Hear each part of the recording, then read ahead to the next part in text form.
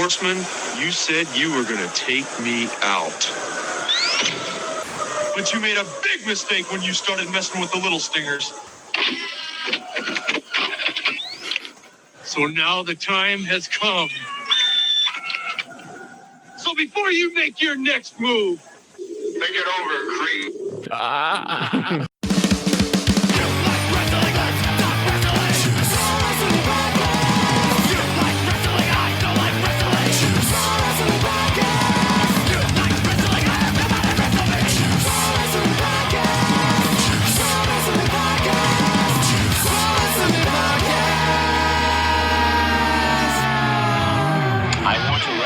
You so freaking bad.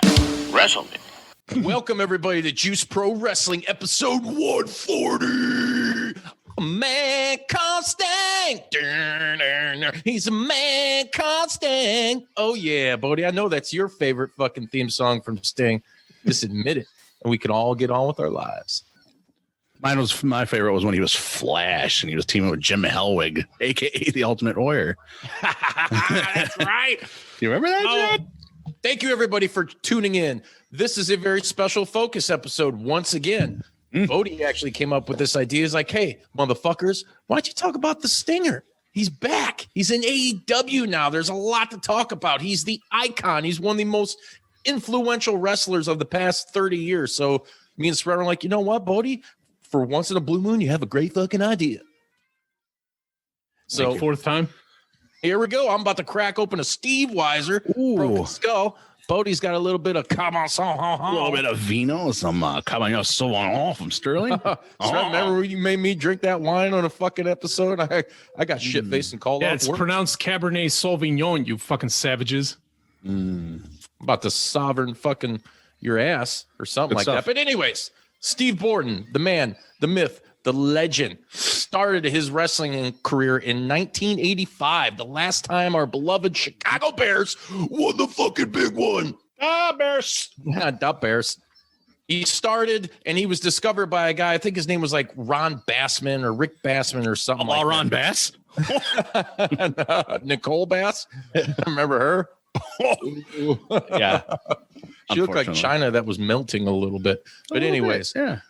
He was discovered by this guy along with, as Bodie pointed out a few seconds ago, one James Hellwig, a.k.a. the Dingo Warrior, a.k.a. the Ultimate Warrior, a.k.a.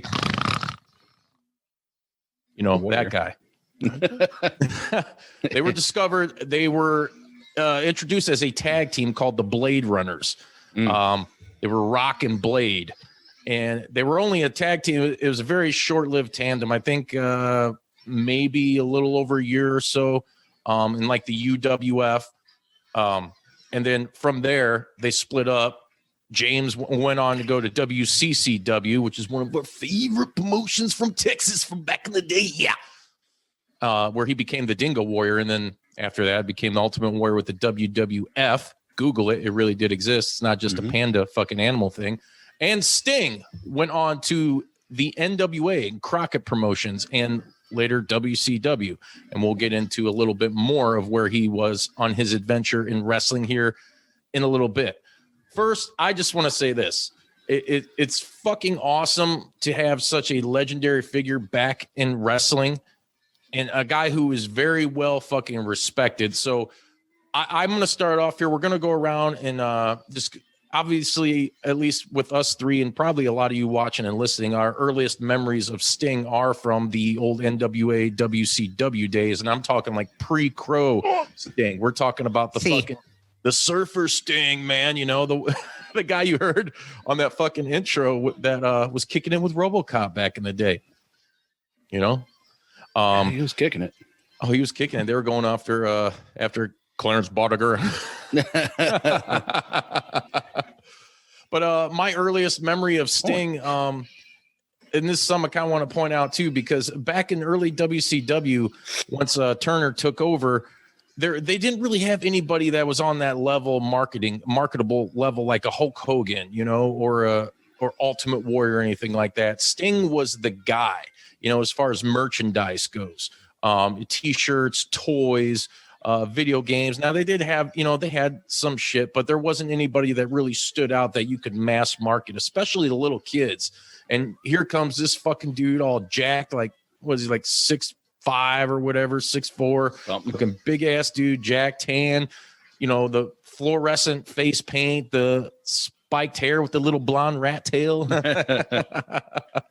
And dude, and it was just fire for them, because after that, I mean, you seen all kind of Sting shit everywhere. I remember having the old little Galoob hard ass figures back in the day. Yeah, I had those, dude. Remember those? And people talk about the WWF LJNs, and they were big and rubber. Dude, these things were hard rubber. I'm talking about hard. They were stuck like this, like.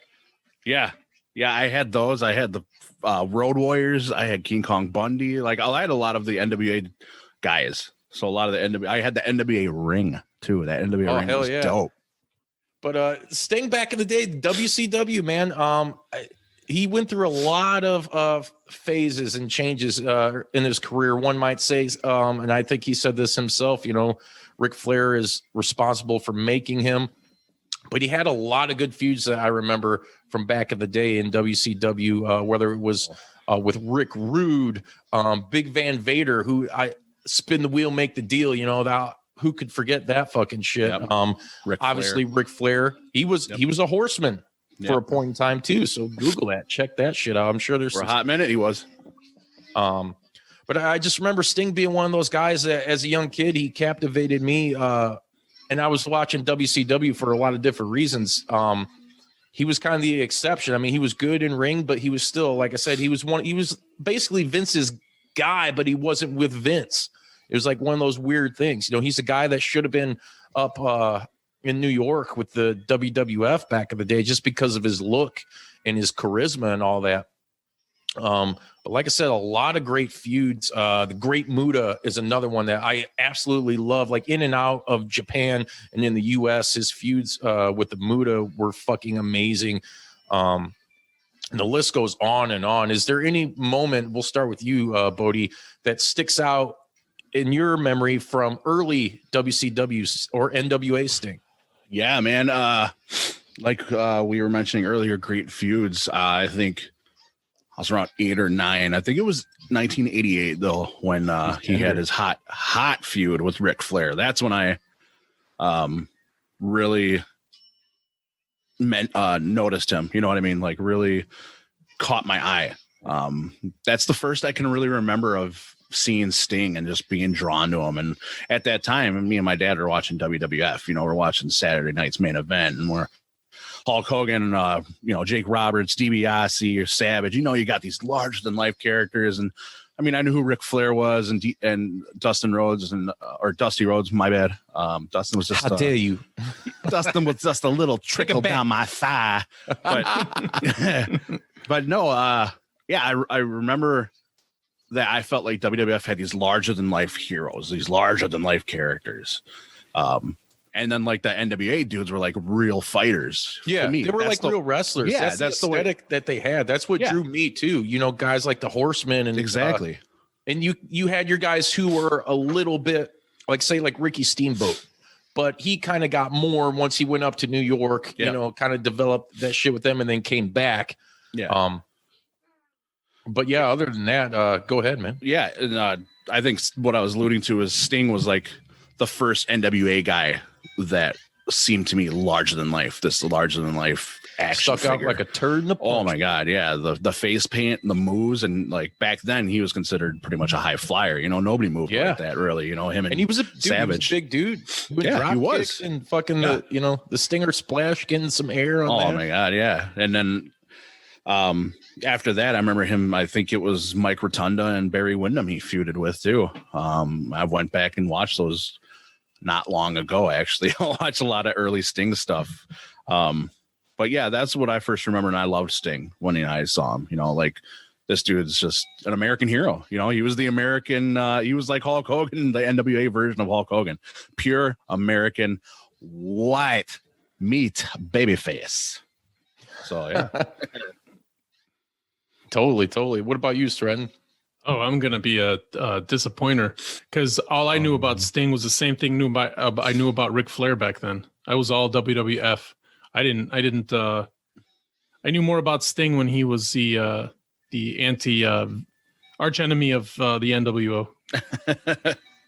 It's not a bad But we haven't gotten to that part of history. yeah, it's not a bad point to be a fan of Sting though. Yeah, but I don't know why I was. I just purely liked his look and that he was a good guy, but I had all NWO stuff. See? That's where you're right with that, because that's how I felt like when I first saw him too. So Oh, yeah, I can remember relate on a Crow level too. Right. Like I said, back in the early 90s, I mean, I had, like I said, the Gloob figures. I had him, and I think Lex Luger and Sid. And then there was like this carrying case, and I have a little picture.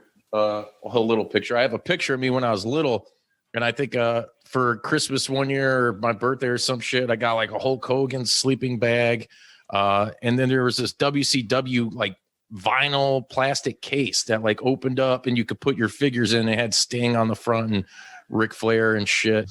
Yeah, so I had this whole setup, and I remember that was like, he was the guy really roping me into WCW like hardcore once I started watching him, because he was just he was so impactful, and he was, I mean, like I said, he was a WWF guy stuck down there, and kind of moving forward now as the 90s progressed and WCW was bringing in more talent from the WWF, like, obviously the big one, Hulk Hogan, and, the dream matches everybody was thinking about. Like, of course, Sting he was WCW. He was the poster boy for WCW. A lot of people wanted that matchup.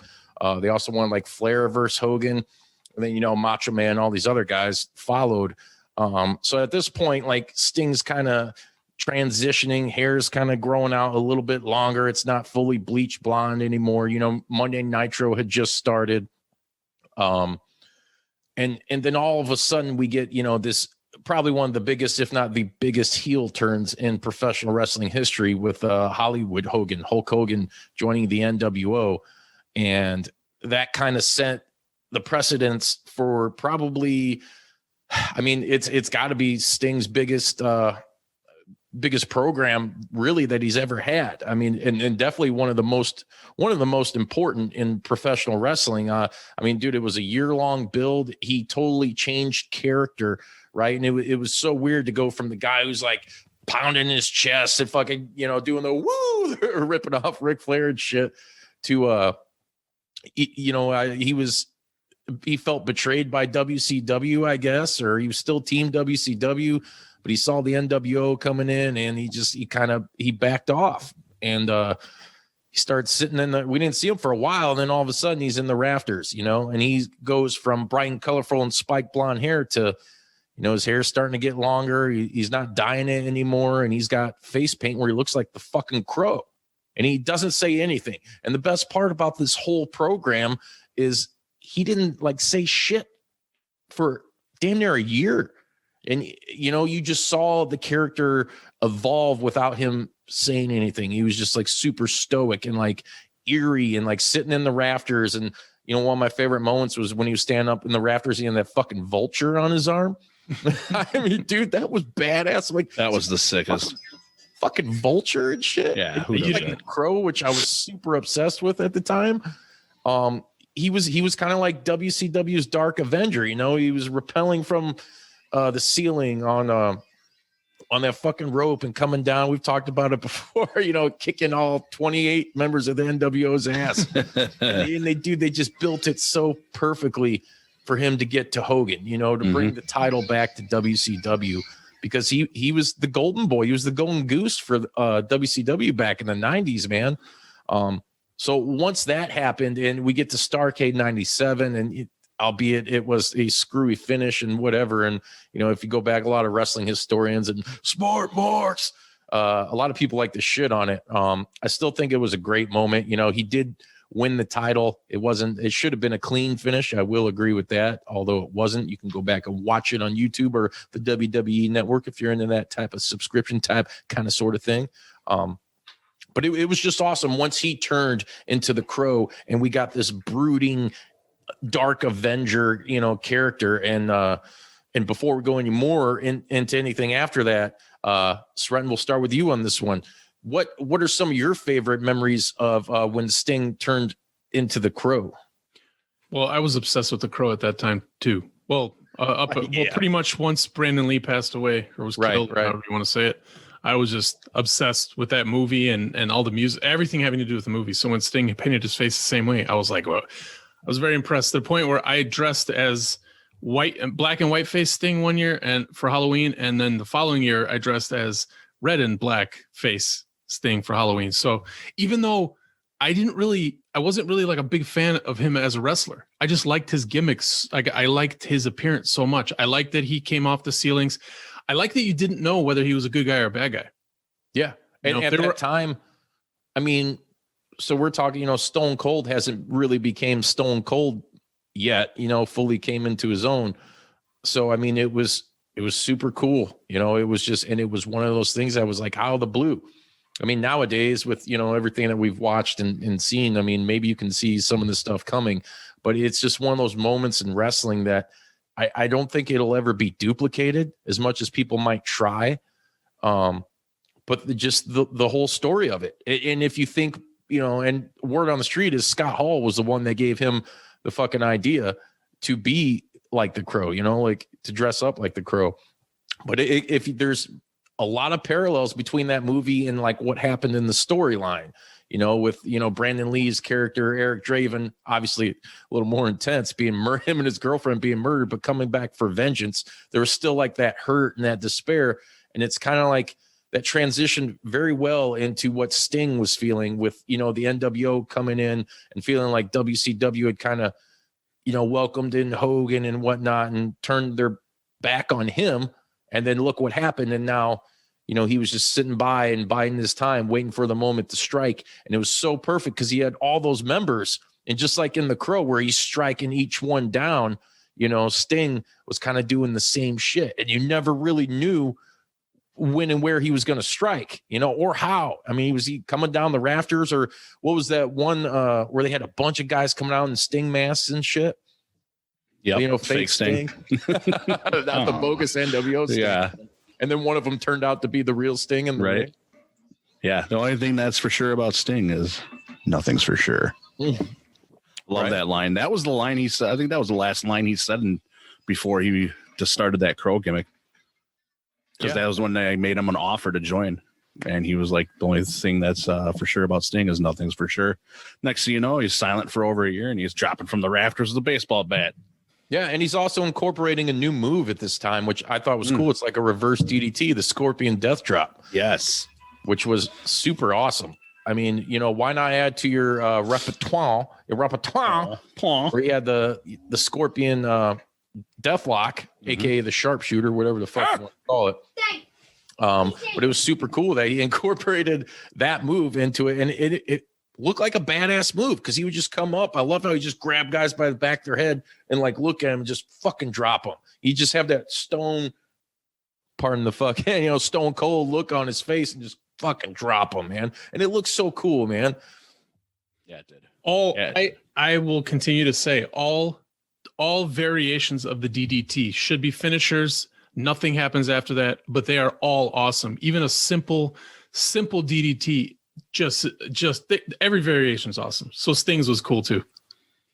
You're damn right. And then you had the video games that were coming out that were starting to feature that character.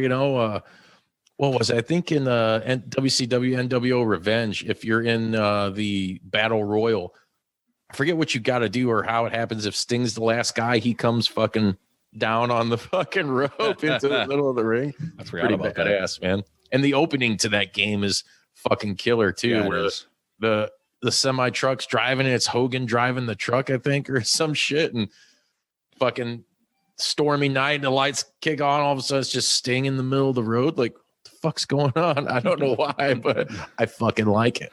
That's the best. So, yeah, and obviously with the feuds and stuff that come along with this, Sting was going against everybody. Like I said, you guys can Google, who was in the NWO and who wasn't. I mean, it was a who's who of fucking professional wrestling legends.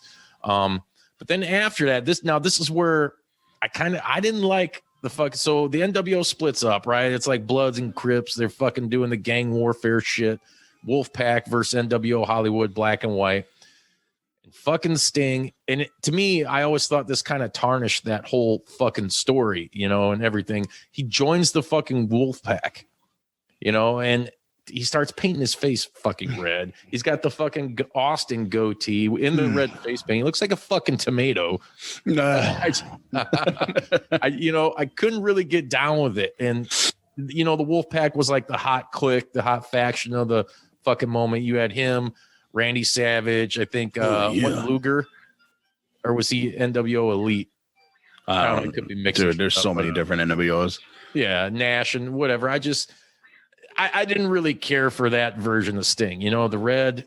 I know, Sretton, you dressed up like him. I'm sorry, you looked like a fucking fool. People probably thought that you were doing Attack of the Killer Tomatoes for Halloween. He might have been, yeah. But how dare you? I looked super cool. I went to a haunted house and everybody was scared of me. It was nice. No people running after me. Yeah, they were scared of that fucking red face paint. They were like, "It's Fat Sting." Like, that's not grim. That's a giant tomato. Right. It's a giant walking tomato with a mustache. Yeah, dude. I think at that time too, he was from a lot of things I've read, he kind of wasn't in the right headspace. He was, whether he was popping painkillers or doing whatever, he's came out publicly and said those were probably some of the worst, like the best yet the worst times where he was making a lot of bad decisions that ended up to him, giving his life to Christ and all that. I just, at that moment, I didn't really care for it. Although you did, when he was in Wolfpack, you had moments in WCW where we had the reunification, the reunion of the Blade Runners when, Ultimate Warrior came in and was doing the One Warrior Nation thing. It was cool. That's on YouTube and the network. Him and Sting got the team up for like the first time. I don't know, at that time it was like 15 years or whatever it was, 10 years. To go against, I think it was Bret Hart and Hulk Hogan, Hollywood Hogan. So, that's pretty cool. That's kind of a special moment, that you can go back and relive that to see those two together again. I'm going to look that up. Yeah, for sure. You should look it up. Everyone should look that up. So the NWO fizzles out, right? We all know what happened at the end of WCW. We're not going to fucking, if you don't know. Hey, don't. I'm just kidding. Look it up. Sting kind of goes back to the, the original black and white gimmick. There was even a point where, was it Rick Steiner or Scott Steiner? Somebody had some dogs unleashed on him. Yep. Yeah. Legit like Doberman. I remember that. The Vince Russo idea, right? Let's put the boys in danger. Yeah. Danger, Steve Borden. And then bro will pull one of them dogs on a damn pole. Have a dog pole match, pole dog match. Yeah, bro. Yeah, bro. We're gonna do that, and bro, it's gonna be, bro. I'm telling you, it's gonna be a hit. Listen to me, all right? Judy Bagwell on the pole match, bro. It's awesome. It's money, bro. Trust me. I know. I made the Rock and Stone Cold, bro. Yeah, bro. I was in the middle of the Attitude Era. I am the Attitude Era, bro. Bro, did we just get another 3 Vinces, bro? Bro, I think we did, bro. Yeah, we did, bro. So listen, this is my plan, bro. We get 3 rabid dogs in the ring, and then I'm telling you, it's gonna be awesome, bro. Where they're gonna have to fight the wrestlers, and if they get hurt, they know what they signed up for. You know what I'm saying? So creative. It's such a good idea, bro. Money, bro. Did they get hurt? I didn't know they were gonna get hurt. I had no idea. Rabid dogs. What a stupid idea. Why would I do that? Right? It's wrestling. It's sports entertainment, bro. It's a soap opera, bro. Yeah, they're going to trash it on social media, but you know what? It's a money gimmick. Those mocks don't know what's good for them. 20 more minutes of this shit, bro? Huh? Bro, I'm in. I'm in, bro. I'm in, bro. Totally, bro. The new 3 Vinces. You guys, like guys. Those guys are nice. Creative history and genius right now on episode 140. Anyways, back to the Stinger. WCW is about to fold, right? There's a bunch of shit going on. So the last episode, which aired in, what was it, March or May of 2001? 2001. What better match to go out to than the 2 guys who, what was that? You piece of shit, you piece of filthy lucre. I said the same thing you guys said, but way later. Just delayed. And it was funny. It's on digital delay. Back to your story. Like that shitty boss pedal. Anyways, Sting and Flair to end, what was WCW. They were the heart and soul of WCW, even though Flair had left for a little bit in the early 90s and came back. But Sting was that guy. He never left. you know, and I don't know if he had any offers per se, like during his time in WCW. I really come to think of it, I don't know if I've heard anything like that. I know there was talks afterwards, but WCW folds. He sits quiet, dormant for like a year and a half, 2 years, whatever it was. He's still getting the contract, 2-year contract. I think he had 2 years and 18 months on his Turner contract that they had to honor in that buyout. So the dude was getting paid handsomely to do nothing. So why go work for Vince? And he said in many interviews that he never thought Vince would do the character justice because he was a WCW homegrown talent. And we're going to tear right into that pile of horse shit here in a second. Bury him. So Sting he ends up making an appearance, a one-off, when TNA initially starts. You know, he felt like he owed it to like Jerry Jarrett, who pretty much helped discover and gave him his first break in the business, which Jerry Jarrett is the father of one JEFFJARRETT. Jeff fucking Jarrett. Yeah. That god-awful song he did in that god-awful strut. Yeah, rip it off. Ric Flair rip off. Anybody could at the time, really. Yep. Jeff, you fucking asshole. Anyways. Hard on the go. Sorry. So Sting feels like he, hey, I'll do these guys a solid. Yeah, I'll do one show. Then he does another show. Then it's like, hey, we're about to get a TV deal with Spike. You want to come on and be a regular with us? And he signs. See. And Sting was with TNA, dude. I mean, as much as he was a WCW guy, he was still, everybody talks about TNA. They want to talk about your AJ Styles, your Samoa Joes, and Christopher Daniels and all that. And I get that. And you are right. But the one name that got them over the hump, that really got them, some recognition and for people to take them seriously was Sting. I mean, fuck, you have like the biggest guy ever almost next to like Hulk Hogan and Flair who will not sign with the WWE for whatever reason. He's had some talks with Vince. He didn't think that Vince would do the character justice, and he didn't want to do that. At this point, Sting still had some integrity, brother. So he stays with TNA for, I want to say it was about 9 years, a good long time. And what most would consider his last, at least physically, because I mean, let's face it, at this point, he's getting older. And this, as of this recording, this is the first recording of the new year. So happy new year, motherfuckers. Sting's 61 years old. And we're going to get to a little bit of that here in a second, but, so at this point he's in his 40s, getting in the 50s and shit with TNA. Like I said, he was there damn near a decade, if not a decade. You guys can Google all that shit and find out I'm pulling everything from fucking memory. So at this time he does kind of the unthinkable and reinvents himself again. Oh boy. Oh, you don't like this? You don't like this era? Oh boy. Is this Sergeant Pepper's thing? You're fired. Sergeant Pepper's thing. Okay. So Sting does a lot of good for TNA, right? When he first came in and won the NWA, the 10 pounds of gold from Jeff Jarrett, it was fucking awesome. He was still pretty fucking good shape. One of the first couple Bound for Glories where he beat him for it, and he had his shirt off. He was wearing the red, the black, and the white.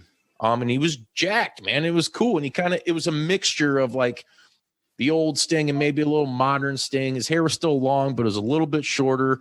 He kind of had the old school flashy Sting jacket, but it was, everything was kind of a little more modernized. He had won the title several times. And actually there's something I'll break into here real quick. And I know I've probably said it here before, but whatever, I'm a fucking mark.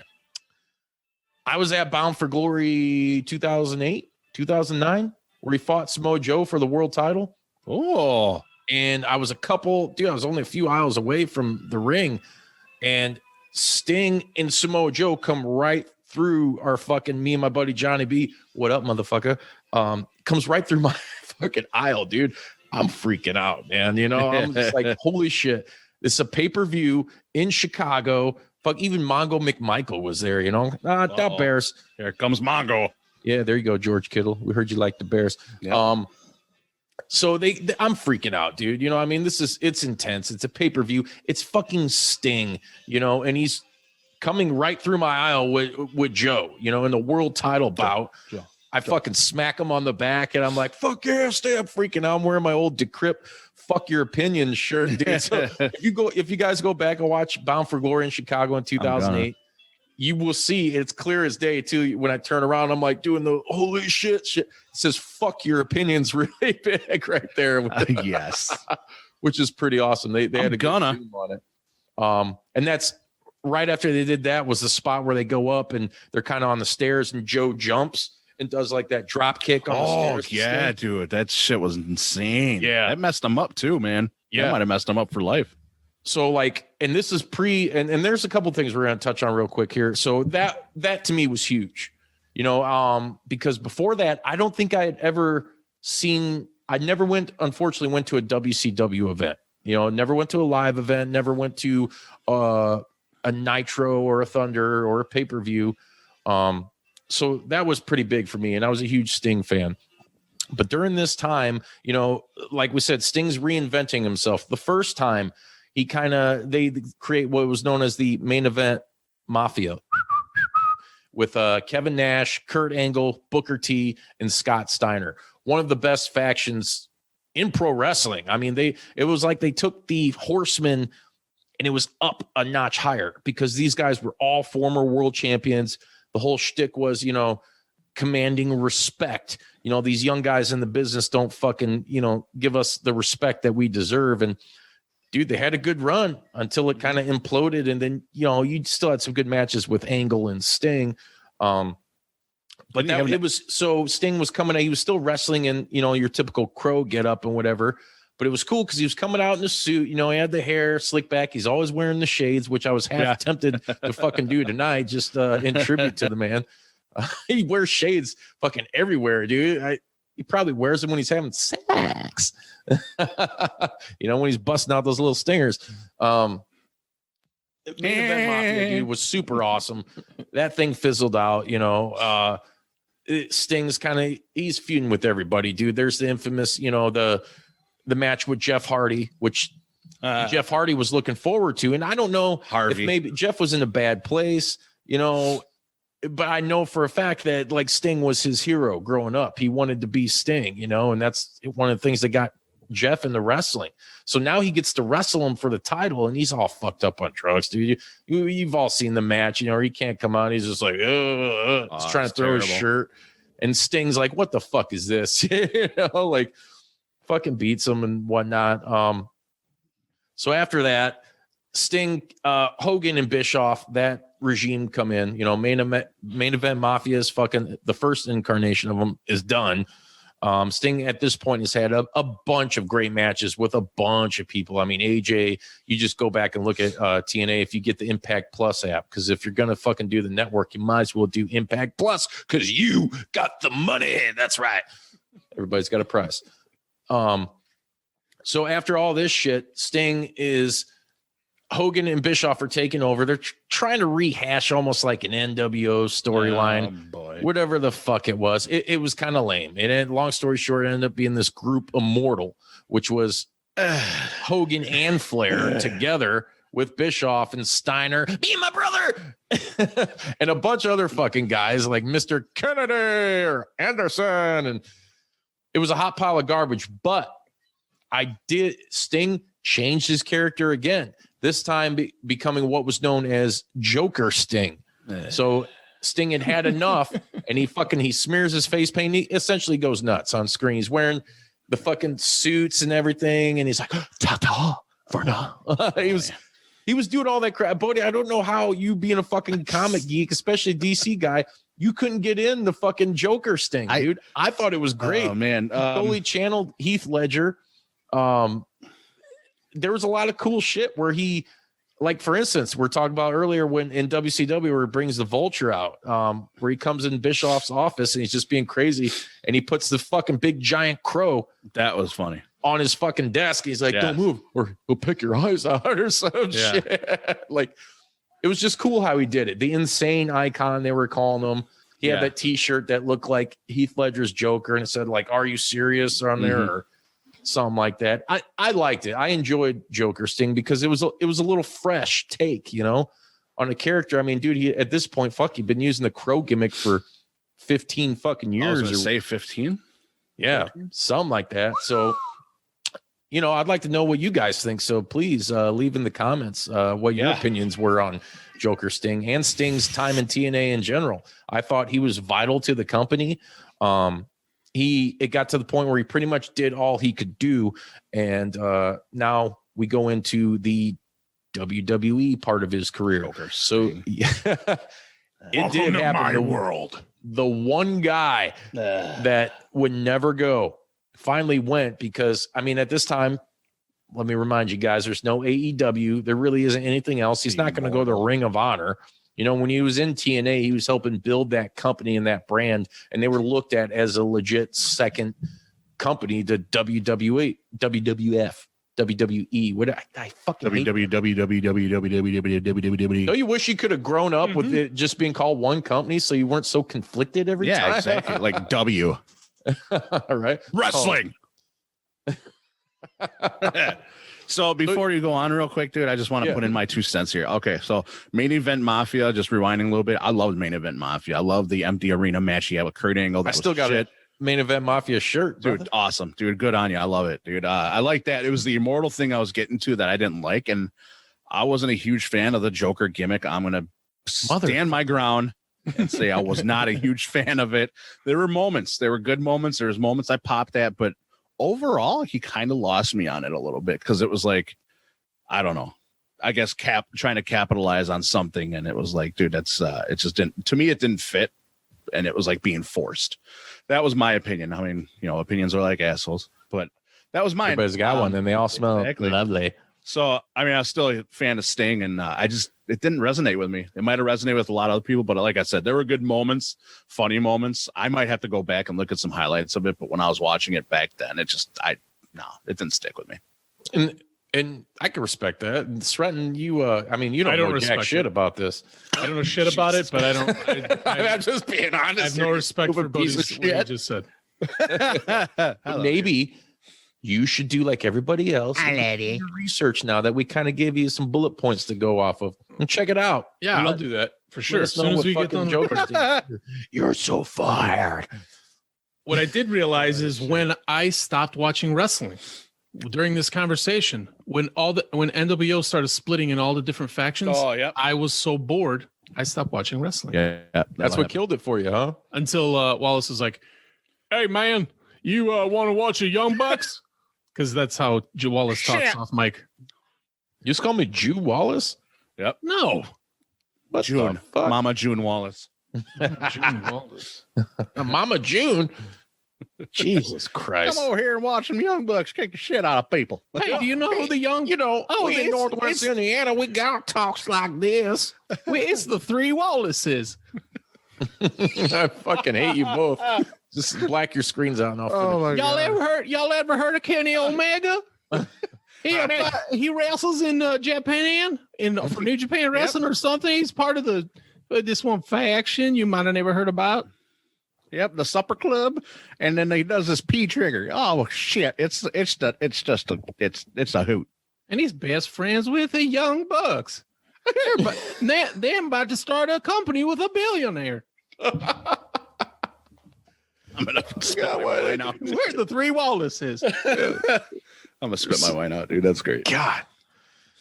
All right, you stupid fucking asshole, piece of shit, motherfucking cockmonger. Got him. Sting in WWE. It happened. He signed with them. Help me out, buddy. What was this, 2015? Yep, 2015. They were doing an angle with the Authority, which was Triple H and Steph and fucking Rollins. Rollins, a bunch of people, and they were whooping ass on guys and J&J Security. Yeah. Next thing you know, you hear that. Wah! I thought Raven was coming back. That I was hoping so. Even flow. His WWE theme, I kind of liked it, even though I had those shitty fucking crows. Now that I'm with. Hell yeah. And Sting comes out. The unthinkable fucking happened. And he's still at this point, he's in his mid 50s. 90. Yeah, 92. He can still go though. Oh yeah. Now this is where it goes downhill. So the guy who said he had these talks with Vince and was so fucking worried about his character that he never signed. Well, he was kind of, left with the one thing he didn't do. He might as well do it. Obviously, they tickled his fancy somehow. They're like, come on, Starr, we'll pay you a buttload of money to come here and relive how bad we kicked your ass. Mania, you can go up against Triple H. Don't worry. He'll put you over. Don't worry about that shovel. That's nothing. That's a prop. Yeah, I can't promise you anything because I'm the Vince that doesn't really know who the fuck you are. I'm going to be honest. You were the guy in the comic shop, right? Yeah, wait a minute. Okay. You were doing a sign and meet and greet. Didn't you do something with Warrior? Aren't you the Green Lantern? I think he is. So he has that Mania match with Triple H. In my opinion, it's a hot mess. It sucked seeing him lose. And what would be his only Mania appearance. And he fucking loses because of egos, the winners of the war, write the fucking stories of history, and they usually jack them up, and they fucking DX versus NWO ego, which none of that shit needed to happen. Sting, I mean, he was NWO, but he's Wolfpack. It's a totally different thing, He was himself. He was Sting. So went over on everybody. That shit happened. It's me, guys. Tomato face Sting. right. He should have death dropped everybody. Dude. That would have been a hell of a finish. So death drop everybody, pin Triple H matches. Yep. I think he did some tag matches and whatnot, and then we get to the point where he wrestles Rollins at Night of Champions, and I was pumped for this because it's like, wow, he's getting a title shot. Like, at least let him get the belt. You can let him have it for a week. I don't care, but it would be super awesome because of who he is. And you want to talk about paying dues and whatnot. I don't care if he was never in your company. He's a fucking icon. Like, let's face it, Hulkamania was always there. Vince just had the wherewithal to fucking promote it and go with it. It was there in the AEWA, and Vince just fucking, he plucked it, capitalized, much like he did with a fucking lot of guys. So, dude, I wasn't a big fan of his WWE run. Now, there were some cool moments where he did, like, the backstage stuff, like Table for Three and certain interviews they did on the network that were cool. And they even had, like, him and Angle and I think AJ Styles, or was it cool. Jeff Jarrett? I thought and they're talking about TNA. Yeah. On the WWE network. So it was super cool. Not a fan of his fucking run, though. So this is, and that was what, like 2016? So he hasn't wrestled, in like 4 or 5 years. Right. He fucking gets that, was it spinal stenosis? Yeah. He fucking, it was weird to watch because you could tell something was wrong in the ring. Like, he just collapses and he's losing feeling and shit. And it was a bad scene, man. And he ends up fucking losing the match to fucking Seth Rollins. And he goes in the WWE Hall of Fame and he does, the cliche line, Bodie. Only thing that's for sure about Sting is that nothing's for sure. That's correct. And pretty much that's it. You don't really see, he lets his legends deal with WWE run out. They had toys in the video games and toys. And I actually got the Elite series, the very first WWE Sting figure that came out. I had to buy that shit, dude. Which I can't wait for the first AEW Sting to come out. Oh my God. Yep. Getting a bonbon right now with real snow. Yeah, real snow. All right. So he's pretty dormant, and then you hear rumors that, well, he's going to show up in AEW, and I'm thinking, as cool as that would be, the turn it back around and come to TNT, where with WCW, and as Sting so aptly puts it, goes back to the jungle. And it happens. It happened, but I heard about it. I heard rumblings that this was going to happen, and I didn't really care because I'm like, if it does, it great. If it doesn't, whatever. He can't wrestle, supposedly, even though I have heard him say that he's had some doctors check and he can go. He debuts on Winter is Coming, AEW, and could you imagine if there was fucking fans there? Oh man.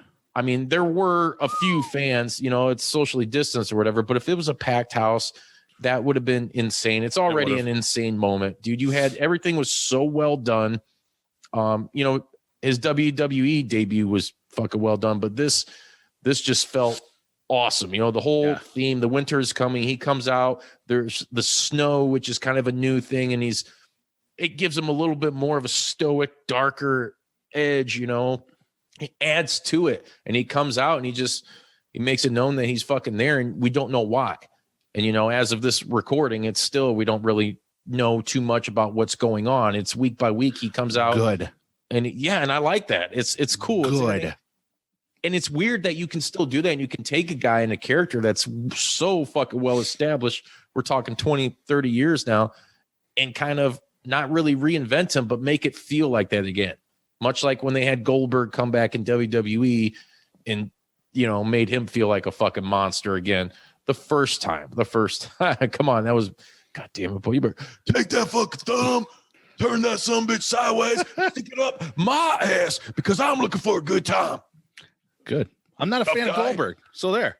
I was never a fan of Goldberg. Screw that guy. You know that guy? Fuck that guy. Oh, Jesus. Tell us how Goldberg. So anyways, back on the Sting. That's why we're here. Now we're talking. AEW, the debut, it blew me away. I was freaking out. On my fucking couch, trying not to wake the baby up. And it was so fucking awesome, dude, to like see him and to see him back on TNT and Tony Schiavone calling it. That, like, the nostalgia, man. It brings us 90s kids and shit like back to a better time, you know, when it was everything in the world was fucking right for us, you know, like that shit was fucking amazing.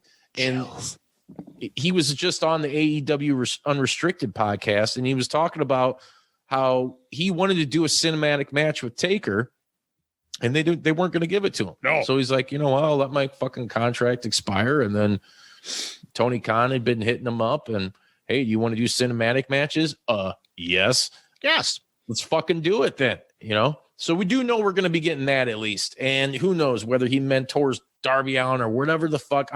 It's cool that we can speculate about it. I don't want to fucking put any guesses out there. I just want to enjoy the ride, because this is the first time in a long, long time that a guy like Sting has felt super fresh. You know, like this almost feels like it's like Nitro back in the day. We're getting like the first Crow Sting, you know, we're very familiar with him. And it's kind of weird, like, to think about what kids are thinking now that don't know, you know, didn't grow up with this guy, but they're seeing him for the first time. Like, how, you know, you guys out there watching that weren't alive back in the day, let us know. I want to know that too in the comments. How does it feel from your point of view? Because that's very interesting to me. I know how I feel, and I'm fucking ecstatic about it. And I know all you guys are. It's super cool, man. The fucking Stinger's back, dude. I'm stoked. I love it, dude. I got goosebumps, man. I was in the kitchen making dinner. I popped so hard, man. Dude, it was. He started flinging them burgers at the kids. I did, man. Eat them. Yep. I was throwing hot dogs everywhere. I was like, yeah. No, it was iconic, man. Like, it gave me goosebumps. Total nostalgia when Tony Schiavone called out Sting, dude. I was like, holy shit, I'm back in high school. That's what it felt like, dude. It totally was. On TNT, man. Oh, my God. Yeah. No less. TNT. Like, that's something that you never, wrestling fans, you could have told us a few years, even 2 years ago, that, hey, one day this fucking company is going to come along. It's going to be on TNT, and Sting's going to come back there, and they're going to have Tony Schiavone and Jim Ross calling it. Let me buy them out. How much are they? They probably don't want to be bought, though. Everybody's got a price. Yeah, wait. That's gimmick infringement. Who cares? I created that gimmick. I created it. You didn't create the gimmick. Real quick, as we wind down here, Seren, I want to get your thoughts on what was it like for you being an old school Stinger fan and then seeing his debut on Dynamite. I mean, because let's face it, I don't know. I know myself, and I obviously just said I had heard rumblings that he may be coming in, and I was just kind of, you know, whatever. I wanted to be super surprised about it. And I was, you know, when it happened, I don't think anybody fucking knew that that's what was going to happen. What was your take on that? When his intro turned on, I was like, yeah, what is this? What is this? That's and then when it came out, I got real hype. I did. And it's for all the reasons you guys said, but it, with the eyeballs of a new fan, like somebody that was always just kind of casual. And then I'm getting kind of deeper and deeper into this stuff. So it was really good. And it was a really good episode of Dynamite, but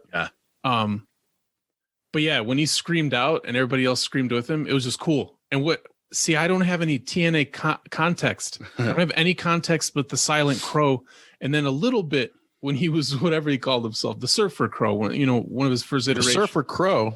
You stupid Surfer Sting. Thanks, man. God damn it, I lost my train of thought. But he's like got you. I don't like he's using his normal personality. You know, like in the ring, he's not being silent or weird or Joker or whatever. It was just him. So it was cool to see him like still have a cool costume, face paint, all that. But then it's like it's him. And he looked good. He lost a lot of that gut that he had. I thought he looked great, but it just felt that moment was amazing. But it was like you said earlier, a great example of that fucking that building would have spontaneously combusted if it had an audience. My God. Jeez. That's I can't imagine. God damn it. Fuck. 2020 was the drizzling shits. It'll be the next couple of years are going to be awesome. So. Oh yeah. We'll be all right. Yeah. So anyways, I hope you guys enjoyed our little conversation about the man called Sting. Please, Wednesday nights, TNT, tune in to see what happens with the icon, the man, the myth, the legend, Steve Borden. I'm fucking tuning in, and that's, that's a given. I know these fucking two clowns are going to tune in too because we're all huge fans of the Stinger. Hi. That's right. I'll tune in. Threaten, you piece of shit. Actually, real quick before we end, real quick, one more thing. This is Wallace here. Come on, man. Let me just talk about this. You know what? I just got a letter in the mail that I got my pre-orders ready for the new Sting doll, man. Sting action figure. I am Wallace, and I don't ever exaggerate. Wow. You are so fucking fired. It's not even funny. Thank you guys for tuning in. Make sure that you follow us and interact with us on social media, Facebook, Instagram, and Twitter. Download, rate, and review on any podcasting platform. And be sure to hit that like, subscribe, and ring that motherfucking notification bell on YouTube right now and share with your friends because we need to get it. We need to fucking get this freaking nature to swell, yeah. That's right. Until next time, everybody, I'm the Juice. That's Bruiser Bodie, and that's just some fucking guy I found on the street called Sretton. You piece of shit. You're so fucking in for it. Hey, we love you guys. Thanks for tuning in. Tell your friends. Wet 'em up. Wet 'em up. Wet 'em up. Woo! Wet 'em up for the Stinger. Oh, my God. I'm so wet for Sting in AEW. Some might say I'm a liar. It's Sting! That's right. Thanks, Tony. We love you.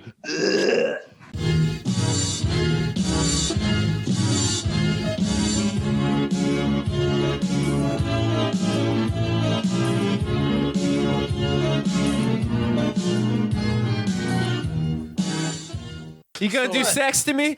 Did you like that video? If so, be sure to hit like and subscribe and check out more killer content from your boys at Juice Pro Wrestling. Whoa, yeah!